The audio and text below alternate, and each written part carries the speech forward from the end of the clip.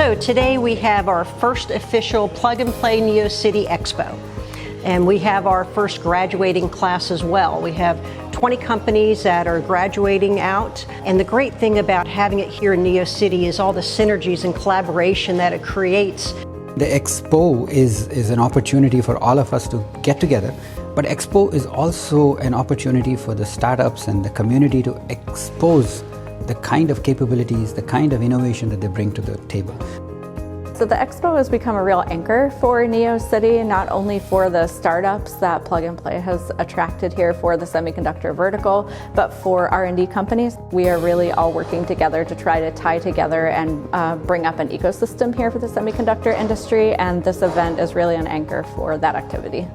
Events like this drive this industry, so innovation and creative thinking is how we progress in the semiconductor industry. Having startups get support from various angles helps them grow and be creative, and then those transition hopefully into something big down the road. The beauty of what's being done here in Osceola County is that it can serve as a template for this to happen across our nation, but that it also brings great resources and opportunity to the state of Florida. They're a matchmaker, but they're bringing in, first of all, startups that are probably not going to be seen by the investment community in Florida unless someone like Plug and Play brings them in. So we're always looking to grow that ecosystem better because, cash is king in the venture business. So we want to get more players. And what's always the one ingredient that really makes a difference is organizations like Plug and Play.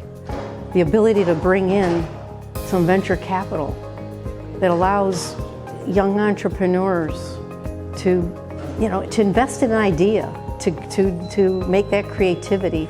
And then you couple it with a place like NeoCity and all of us who are part of this community, now you can accelerate all of that.